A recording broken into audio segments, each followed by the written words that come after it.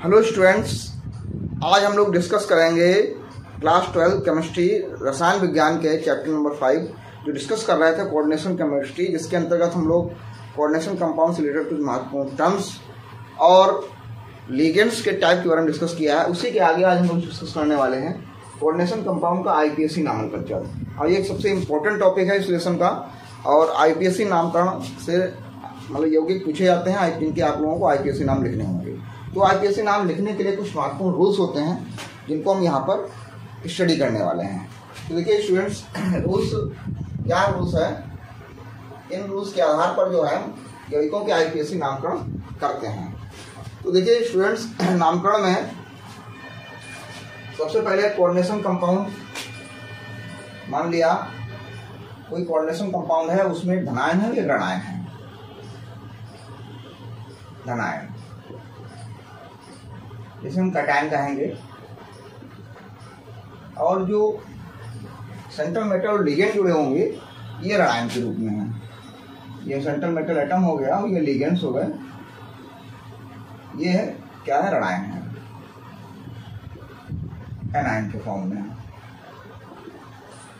ठीक है स्टूडेंट्स, तो जब भी नाम लिखने आता आएगी आईपीएसी नॉमेनक्लेचर की, तो सबसे पहले सर्वप्रथम यदि धनायन है, सर्वप्रथम यदि धनायन है तो धनायन का नाम लिखा जाता है। धनायन का नाम लिखा जाता है। सेकेंड रूल ये कहता है कि उस शासन सत्ता जो होती है उसके भीतर लिगेंड्स का नाम पर लिखा जाएगा। लिगेंड्स का नाम वर्णमाला क्रम में लिखा जाता है। वर्णमाला क्रम मतलब अल्फाबेट ABCD। जैसे इसी उपशासन युग्म में 3 प्रकार के लिगेंड हैं। मान लिया NO2 माइनस प्रेजेंट है, Cl माइनस प्रेजेंट है, Br माइनस प्रेजेंट है। तो NO2 को लिखते हैं नाइट्राइटो N, Cl को लिखा जाता है क्लोराइडो, और Br को लिखा जाता है ब्रोमाइडो। तो फर्स्ट प्रेफरेंस जो होगी वो Br होगा, सेकंड प्रेफरेंस Cl होगा, और थर्ड नंबर पर हम NO2 को लिखेंगे।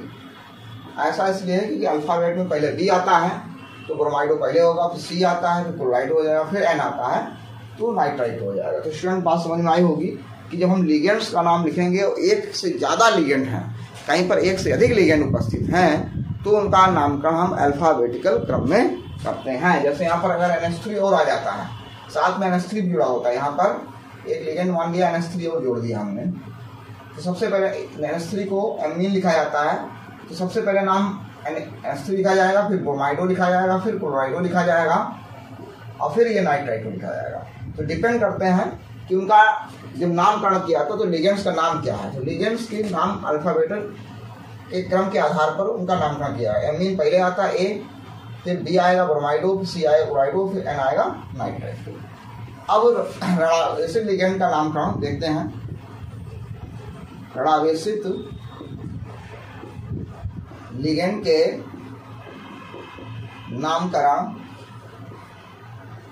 नामकरण में अनुलग्न ई के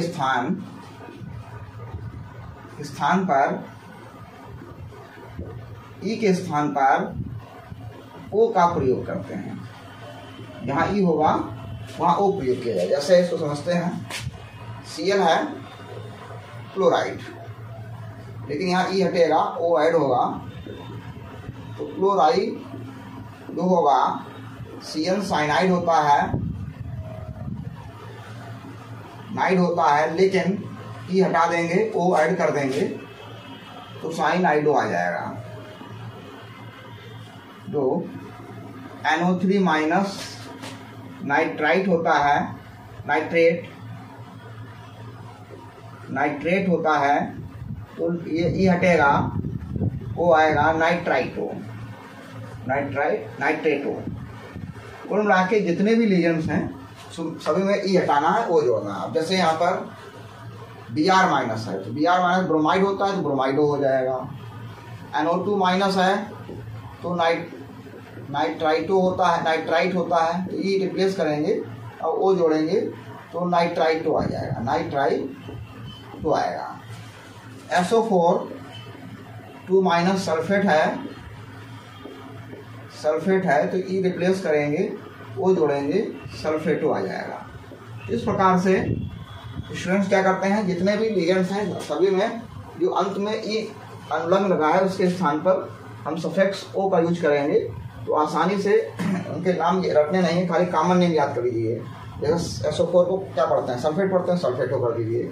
CO3 क्या पढ़ते हैं, कार्बोनेट पढ़ते हैं, CO3 2 माइनस को कार्बोनेट पढ़ते हैं, कार्बोनेटो कर दीजिए। ठीक है। C2O4 2 माइनस को ऑक्सीलेट पढ़ते हैं तो ऑक्सीलेटो कर दीजिए। इसी प्रकार से HCN NCS आइसोथायोसाइनेट पढ़ते हैं, आइसोथायोसाइनेटो कर दीजिए। HCN थायोसाइनेटो पढ़ते हैं तो थायोसाइनेट पढ़ते हैं, थायोसाइनेटो कर दीजिए। O2 माइनस ऑक्साइड होगा, ऑक्साइडो हो जाएगा। OH माइनस हाइड्रोक्साइड होगा, हाइड्रोक्साइडो हो जाएगा। तो इस प्रकार से जितने भी ऋणात्मक लिगेंड होंगे उनके नाम में ई हटाना है, ओ जोड़ना है। इस प्रकार से इजीली हम नामकरण कर देंगे। ठीक है स्टूडेंट, अगला देखते हैं। यदि उदासीन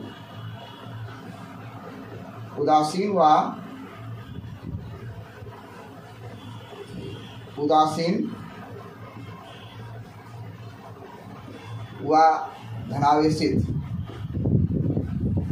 धनावेशित लिगेंड के नाम मूल नाम के अनुसार ही रखे जाते हैं, मूल नाम के अनुसार ही रखे जाते हैं। उदासीन व धनावेशित लिगेंड के नाम मूल नाम ही होते हैं। उदासीन व धनावेशित लिगेंड के मूल नाम ही IUPAC नामकरण में प्रयोग होते हैं। जैसे पायरेडिन है तो पायरेडिन ही लिखा जाएगा, यौगिक पायरेडिन है तो उसको पायरेडिन ही लिखा जाएगा। ठीक है। CH3NH2 मेथिल एमीन है तो इसको मेथिल एमीन ही लिखा जाएगा, चेंज नहीं होगा इसका नाम, methyl amine. CH2NH2 ethyl amine है तो एथिल एमीन ही इसको लिखा जाएगा, नाम में परिवर्तन नहीं होगा। लेकिन इसके कुछ अपवाद हैं, एक्सेप्शन है। जैसे एक्सेप्शन ये है कि NH3 को हम लोग अमोनिया पढ़ते हैं लेकिन इसको एमीन के रूप में प्रयोग किया जाता है। H2O को वाटर पाया जाता है लेकिन एक्वा होता है, AQA। CO कार्बन मोनोऑक्साइड होती है लेकिन ये कार्बोनिल के रूप में प्रयोग किया जाता है। कुछ इसके अपवाद हैं लेकिन ज़्यादातर जो उनके मूल नाम होते हैं वही IPAC नामकरण में प्रयोग किए जाते हैं। ठीक है स्टूडेंट्स। इसके बाद अगला रूल ये कहता है कि यदि लिगेंड्स एक से अधिक हैं, लिगेंड्स की संख्या 1, 2, 3, 4, 5 व 6 के अनुसार पूर्व लग्न परफेक्ट्स डाई 2 के लिए 2 से शुरुआत करेंगे। 2, 3, 4, 5, 6 के लिए डाई, ट्राई, टेट्रा, पेंटा, हेक्सा आदि पूर्वलग्न प्रयोग किया है। 2 हैं तो डाई, 3 के लिए ट्राई, 4 के लिए टेट्रा, 5 के लिए पेंटा और 6 के लिए हेक्सा पूर्वलग्न का प्रयोग किया जाता है। ये स्टूडेंट महत्वपूर्ण है, नोट करनी है। जैसे यहाँ पर लिगेंड मान लीजिए 6 लिगेंड हो, यहाँ पर 6 लिगेंड हो तो उसे क्या पढ़ेंगे, हेक्सा। और मान लिया यहाँ पर H2 है तो क्या हो जाएगा, हेक्सा एक्वा हो जाएगा। क्या हो जाएगा, हेक्सा एक्वा हो जाएगा। अगर यहाँ पर 4 लिगेंड होते हैं तो क्या हो जाएगा, 4 क्या होता है, टेट्रा एक्वा हो जाएगा। तो इस प्रकार से यहाँ पर जो है जितने लिगेंड्स उपस्थित हैं, जो उनकी संख्या है, उसके हिसाब से हम पूर्वलन का प्रयोग कर देंगे। ठीक है। अगला नियम कहता है कि यदि कभी कभी ऐसा होता है, कुछ ऐसे लिगेंड्स होते हैं जो उनके नाम में पहले ही डाई ट्राई टेट्रा उपस्थित होता है। जैसे एक लिगेंड है एथिलीन डाइमीन। एथिलीन डाइमीन में पहले से ही डाई शब्द आ रहा है, एथिलीन डाइमीन ये लिखा हुआ है यहाँ पर। ये जो लिगेंड है एथिलीन डाइमीन, एथिलीन डाइमीन, इसमें डाई शब्द पहले से आ रहा है। तो जब डाई शब्द पहले से जुड़ा होगा लिगेंड में, तो उसमें यदि दिए गए लिगेंड में, यदि लिगेंड में पूर्व लग्न डाई ट्राई पहले से उपस्थित हों तो पूर्व लग्न तो 2, 3, 4 संख्या के आधार पर बिस, ट्रिस,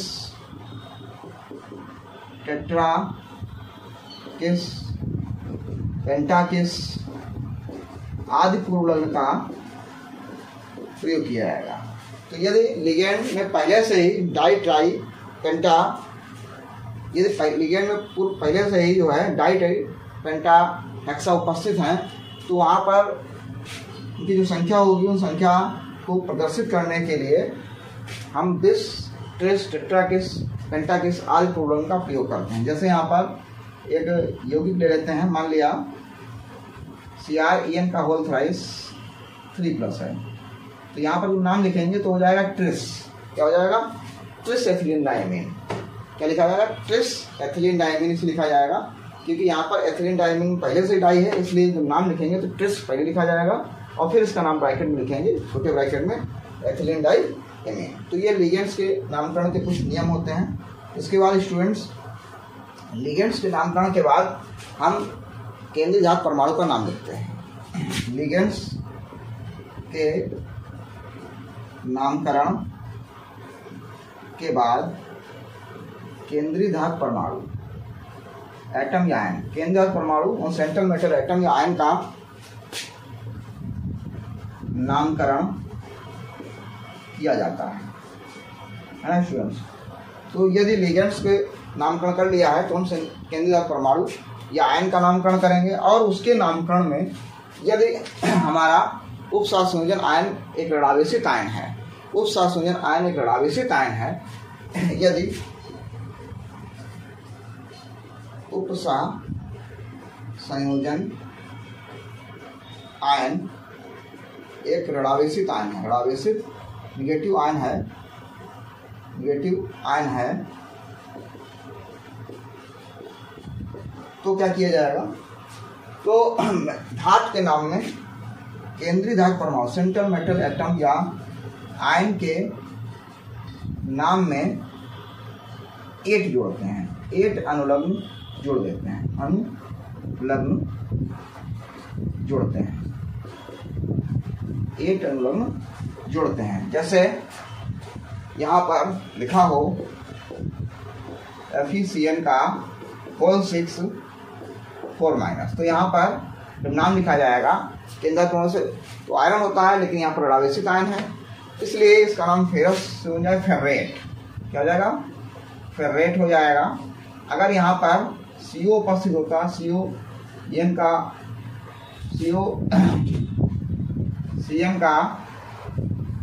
होल 6 3- अगर हो, CN का होल 6 3- हो तो सॉरी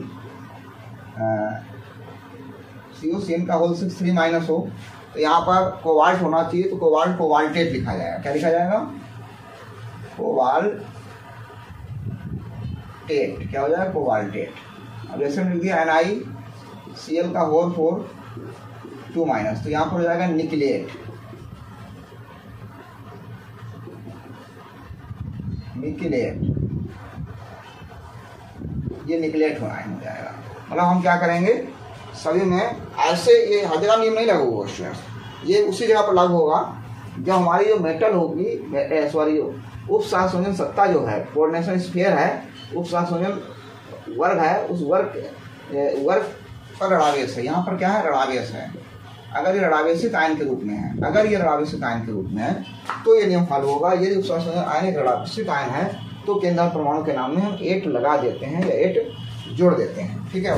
और लास्ट फाइनल रूल ये हमसे कहता है कि जब हम नामकरण करेंगे तो नामकरण करने के बाद हम सबसे अंत में केंद्र परमाणु की ऑक्सीकरण संख्या को रोमन अंकों में छोटे ब्रैकेट में लिखेंगे। ऑक्सीकरण संख्या को रोमन अंकों में छोटे ब्रैकेट में लिख देंगे। स्टूडेंट्स, अभी हम लोगों ने आईपीएससी नामकरण के कुछ नियम पढ़े, उनके आधार पर देखिए क्रम क्या होता है आईपीएससी नामकरण का। सबसे पहले कोई भी आईपीएससी योगी का नामकरण करना है तो उसके लिए कुछ क्रम होता है, क्रम बनाया गया। सबसे पहले धनायन का नाम लिखेंगे, धनायन का नाम लिखने के बाद लीजेंड्स का नाम जो होगा वर्णमाला क्रम में लिखा जाएगा। फिर केंद्रीय धातु परमाणु या आयन का नाम लिखा जाएगा। उसके बाद केंद्र धातु परमाणु या आयन की रोमन संख्या में हम ऑक्सीकरण संख्या लिख देते हैं। स्टूडेंट, अगर यदि धनायन उपस्थित है तो प्राथमिक संयोजकता या निगेटिव आयन नहीं होंगे। अगर धनायन नहीं है और हमारा जो उपसंयोजन आयन है वो ऋणावेशित है, वो धनावेशित है, तो उसमें प्राथमिक संयोजकताएं हों तो उसमें प्राथमिक संयोजकताओं का नाम लिखा जाएगा। कहने मतलब धनायन और ऋणायन एक साथ नहीं आएंगे। ये धनायन होगा तो ऋणायन नहीं होगा, ऋणायन होगा तो धनायन नहीं होगा। ये धनायन होगा तो धनायन से शुरुआत होगी, यहाँ पे लिखेंगे। अगर धनायन नहीं होगा तो और लिगेंड हमारा धनात्मक है तो प्राथमिक संयोजकताएं पाई जाएंगी, जिसको कुछ उदाहरण द्वारा हम लोग समझने का प्रयास करते हैं। जैसे एक बहुत साधारण सा उदाहरण है हमारे पास, K4FeCN का होल 6, ठीक है। K4FeCN6 में पोटेशियम धनावेशित है तो हमारा जो उपसंयोजन आयन है वो ऋणावेशित हो गया। अब ऋणावेशित हो गया तो सबसे पहले धनायन का नाम लिखेंगे, क्योंकि क्रम कहता है, वर्णमाला क्रम कहता है, नामकरण क्रम सबसे पहले धनायन का नाम। तो धनायन में पोटेशियम है तो पोटेशियम उसका नाम हो जाएगा पोटेशियम। फिर लिगेंड का नाम वर्णमाला क्रम, तो लिगेंड हमारे पास एक ही है, CN है, इनकी संख्या 6 है तो परफेक्ट हो जाएगा हेक्सा। CN को साइनाइडो लिखेंगे। और Fe, देखिए अगर धनायन उपस्थित है, किसी भी उपसंयोजन युग्म में धनायन उपस्थित है, सेंट्रल मेटल एटम जो होगा वो ऋणावेशित होगा। और ऋणावेशित अभी मैं बताया कि यदि उपसंयोजन आयन ऋणावेशित है तो वहाँ पर उस केंद्रीय धातु परमाणु के नाम में हम 8 लगाते हैं। तो फेरस होता है तो फेर्रेट हो जाएगा। यहाँ पर क्या हो जाएगा, फेर्रेट इसका नाम होगा। ऑक्सीकरण संख्या निकाल लीजिए, पोटेशियम की होती है +1 × 4, Fe की निकालने x हो गई, CN की -1 होती है और CN6 में बराबर हो गया 0। तो प्लस के 4 माइनस के 6 घट जाएंगे, माइनस के 2 भाषांतर करेंगे, प्लस के 2 जिसको हम रोमन में इस प्रकार से लिखेंगे, ठीक है स्टूडेंट्स। तो ये आ जाएगी इसकी ऑक्सीकरण संख्या। इसी प्रकार से एक और धनायन का एग्जाम्पल देखते हैं हम लोग। K3FeC2O का होल 4, K3FeC2O का होल 4। K3 से हो जाएगा पोटेशियम होगा, क्योंकि धनायन है, धनायन का नाम सबसे पहले लिखा जाएगा पोटेशियम। फिर लिगेंड है यहाँ पर 3 तो हो जाएगा ट्राई। वैसे तो ऑक्सीलेट होता है लेकिन ऑक्सीलेटो हो जाएगा, ऑक्सीलेटो। फेरस होता है लेकिन फेर्रेट हो जाएगा, फेर्रेट। अब इसकी ऑक्सीकरण संख्या निकाल लीजिए। तो ऑक्सीकरण संख्या देखिए क्या होगी, पोटेशियम की +1 होती है, Fe +1 × 3 हो जाएंगे। Fe की निकालनी है, C2O4 की -2 होती है, -2 × 3 बराबर 0 हो जाएगा। तो 3 दूनी 6, 6 में से 3 जाएंगे, 3 आ जाएगी ऑक्सीकरण संख्या। ये हो गया, ठीक है स्टूडेंट्स। इसके बाद देखते हैं अगला Na3Al(F6), ये कोऑर्डिनेशन कंपाउंड है Na3Al(F6). तो सोडियम Na क्या होगा, धनायन हो गया, Al(F6) क्या होगा, ऋणावेशित आयन होगा। तो क्या होगा, Na से क्या हो जाएगा, सोडियम सोडियम और लिगेंड यहाँ पर 6 हैं तो है जाएगा हेक्सा। और इसके क्या पढ़ेंगे, फ्लोराइडो। वैसे तो एल्युमिनियम होता है लेकिन क्या पढ़ेंगे, एल्यूमिनेट पढ़ेंगे। क्या पढ़ेंगे, एल्यूमिनेट। और ऑक्सीकरण संख्या निकालेंगे तो सोडियम +1 गुणे 3 हो जाएगी, एल्युमिनियम X हो जाएगी और F की -1 गुणे 6 हो जाएंगे बराबर 0। 6 कम 6 में 3 जाएंगे 3, एल्युमिनेट थर्ड। इसकी ऑक्सीकरण संख्या इस प्रकार से आ जाएगी। ठीक है स्टूडेंट्स, और देखते हैं K2NiCl4। K2NiCl4 तो कैसे हो जाएगा, पोटेशियम कैसे हो जाएगा, पोटेशियम। फिर लिगेंड हमारे पास 4 हैं तो हो जाएगा टेट्रा। और Cl क्लोराइड पढ़ा जाता है लेकिन नेगेटिव तो क्लोराइडो हो जाएगा। Ni निकिल होता है तो हो जाएगा निकिलेट। ऑक्सीकरण संख्या निकालेंगे +1 गुणे 2 प्लस Cl की -1 Ni की X कर लेंगे और Cl की -1 गुणे 4 कर लेंगे बराबर 0। 4 कम 4 से 2 जाएंगे सेकेंड। ठीक है स्टूडेंट्स, इस प्रकार से हम अभी यहाँ पर डिस्कस किए कुछ ऐसे यौगिक जिनमें धनायन उपस्थित है और हमारा जो उपशासन सत्ता के भीतर जो केंद्रीय परमाणु लिगेंड है ये जो है ऋणावेशित आयन के रूप में है। तो जो ऋणावेशित आयन के रूप में होंगे तो हम सभी मेटल्स में 8 लगा देते हैं। जैसे फेर्रेट हो गया, फेर्रेट लगा देंगे, एल्यूमिनियम है तो एल्यूमिनेट लगा देंगे, निकिल है तो निकिलेट लगा देंगे। कोबाल्ट अगर है, जैसे एक और एग्जाम्पल लेते हैं यहाँ पर K3CO CN का फुल 6, K3CO CN का फुल 6 एक एग्जाम्पल लेते हैं तो देखिए यहाँ पर क्या हो जाएगा, कैसे हो जाएगा, पोटेशियम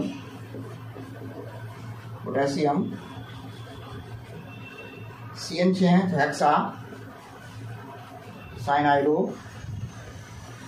पोटेशियम हेक्सा साइनाइडो। कोबाल्ट होता है लेकिन हमने कहा कि क्योंकि यहाँ पर पोटेशियम है तो घनायन होगा तो मेटल ऋणावेशित आयन के रूप में होगी, ऋणावेशित आयन के रूप में होगी तो कोबाल्टेट हो जाएगा। क्या हो जाएगा, कोबाल्टेट हो जाएगा। और ऑक्सीकरण संख्या निकालेंगे तो पोटेशियम की होती +1 गुणे 3, CO की X और CN की -1 गुणे 6। तो कैलकुलेट करेंगे तो आ जाएगा 6 कम 6 से जाएगा 3, जो इसको हम रोमन में लिखेंगे इस प्रकार से। तो स्टूडेंट्स यहाँ पर हमने ऐसे उदाहरण लिए हुए हैं। यहाँ पर धनायन उपस्थित है और धनायन उपस्थित होगा केंद्रीय धातु परमाणु जो होगा ऋणायन के रूप में होगा और केंद्रीय परमाणु जो ऋणायन के रूप में होगा तो जितने भी मेटल्स होंगे सभी में 8 लगाया जाएगा। ये चीज़ हमें ध्यान रखनी है।